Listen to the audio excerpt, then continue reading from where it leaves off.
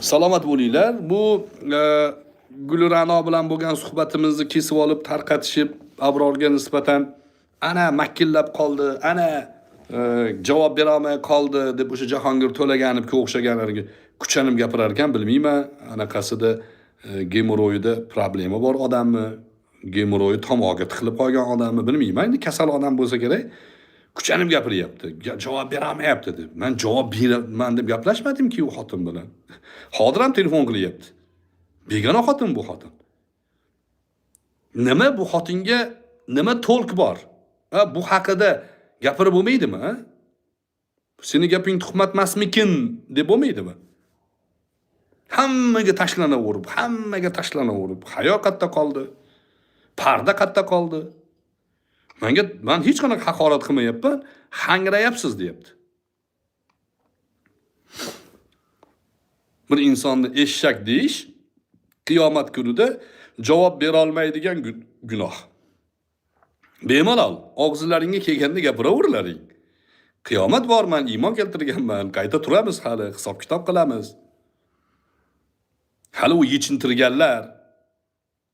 yechintirgan bo'lsa, ular ham hisob kitobga boradi. Menga alam qilgan Oysha onamizga o'xshatyapti o'zini. Oysha onamiz bizni e'tiqodimiz, unaqa nozik narsalarga tegmanglar. Oysha onamiz yalang'och holda qo'lga tushmagan hech bitta joyda. Munofiqlar tuhmat qilgan. Oysha onamizni tushiga ham kirmagan gunoh qilish. Unaqa ayolga o'zingizni misol qilmang. Va Oysha onamizga qilingan tuhmat munofiqlar tomonidan bo'ldi, munofiqlar. Ularga misol qilyapman desangiz, o'sha munofiqlarni ushlaylik deyapman men. Bu gapingiz to'g'ri bo'ladi. Ana munofiqlar sizni yechintirib videoga olgan bo'lsa, ularni ushlaylik deyapman. O'zi 80-90% odamlar boshida ajablanib, nimaga domla aralashdi bunga deydi. Har doim shunaqa masalalarda. Vaqti keladi, bir kun keladi-da, Abror domla to'g'ri gapirgan ekan-ku deydi. To'satdan gapirmayman-da, men o'ylab turib, to'xta, masalani mana bu tomoni ham bor. Ikkinchi tomoni ham bor-ku. Faqat Gulranomi bizni jamiyatimizda himoya qilinadigan? Qarshi tarafdagi ichki ishlar xodimlari himoya qilinmaydimi?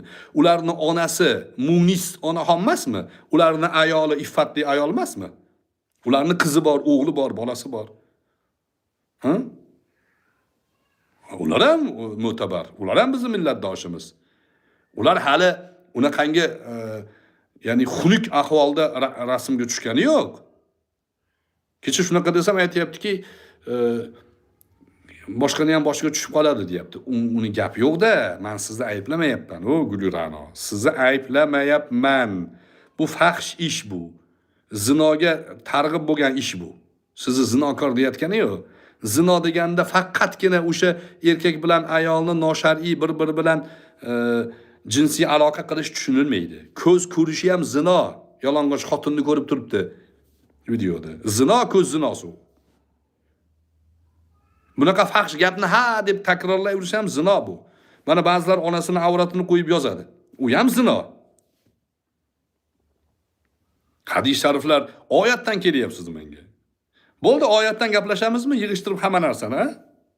Faqat oyat, hadis, shariat bo'yicha yurasizmi?